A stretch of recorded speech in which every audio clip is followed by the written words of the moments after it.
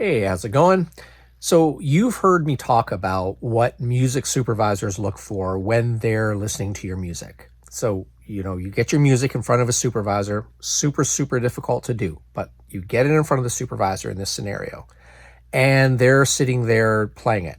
And you're asking yourself, well, what are they listening for? How do I know my song's going to work? So, what a supervisor is listening for are all the obvious things that you and I both know.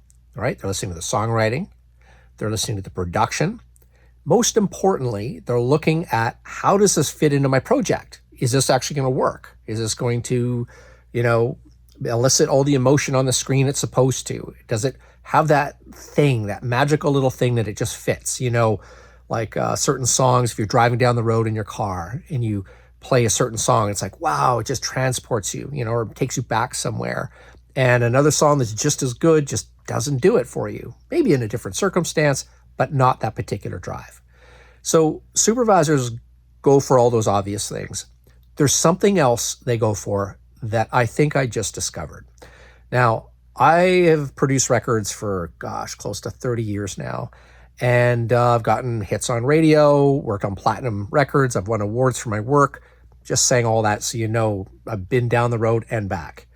And every time I was in the studio, I would think about those things that I was just saying, like about the songwriting and the production and and all this stuff. And then there was this kind of nebulous, mysterious magic that nobody really talked about. You only knew the song was going to be great because everybody in the studio was high-fiving. Everyone's going like, this is awesome. And nobody knew how the song would actually do, but they knew it was good just because of that feeling. So just the other night, I was sitting up, I stayed up late, just hanging out, listening to music, just threw Pandora on and just started down the rabbit hole of whatever it decided to recommend to me. And, I'd hit certain songs and not be in the mood for those songs, kind of like a supervisor in their project, right? The project was my evening and the way it looked or the way I felt. And if the song didn't fit, I would fast forward it. And then I'd get to another one. Didn't mean the song was worse. It just means it didn't fit. Just like the supervisor project scenario. So as I was going through this, I was thinking, what is it outside of that makes me love certain songs?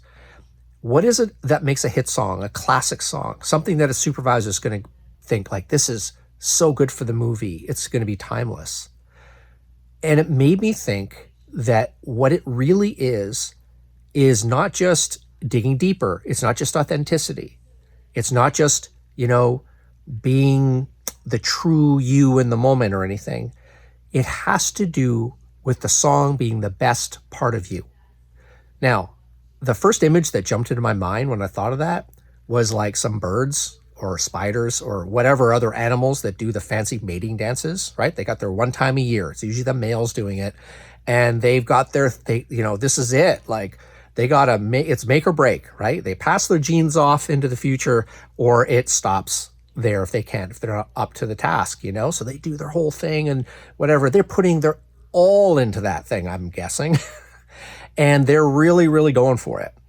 And great music, I'm not saying it's like a mating call or a mating dance, but there's a very similar parallel there where the songs that really get you, it's not just this thing that can be broken down into, well, the production was like this, then they did this, and then the lyrics were really good, and all those sort of higher level intellectual sort of, categorizations. It has to do with the sum of it all. And that sum comes from being the best you can be. If you see a great athlete making an amazing play, they're not thinking in their mind like, okay, now I'm going to go left. And then once I go left, I think I should probably do a little deke and then I'll go right. It all happens in the moment. They're just there doing their thing. And if they feel inspired, if they feel like really on top of their game, they make great plays. Some athletes will say, man, I had such a good game. Like I scored 4 times. It's not like they got lucky 4 times. It's they somehow tapped into the best of them. And I think that has to do so much with songwriting. And not only the songwriting, but it includes the whole process, the vocal delivery, the playing, the recording, how the production brings out that best of me. So it's really I'm talking about a spirit of the song, the soul of the song, which is not one thing, and it's not a bunch of little separate parts.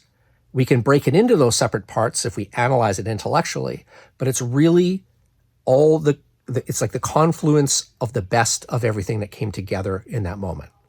So when you're thinking about what supervisors are listening for, think about that as you're writing your music, as you're producing your music, and don't be thinking intellectually about it.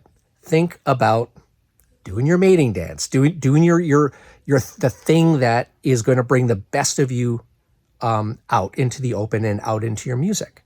And that is always going to hit hard, no matter what the genre you do, no matter how good of a singer you are. It's like Bette Midler and Tom Petty couldn't be further away vocally.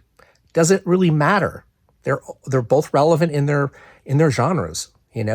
So pay attention to that kind of stuff when you're doing that. So that was my little enlightenment this week, and I wanted to pass that along because I think it will, illuminate music supervisors when you get that chance to get your music in front of them in a real way, that they'll really understand, wow, they've captured a moment. There's something special here. There's something magic. I can't put my finger on it, but I think we now maybe have an idea of what that is. All right. Leave me a comment below. I read every single one. I respond to them all. Love to hear your questions about this weird one, and I'll see you there. Okay? Have a good one.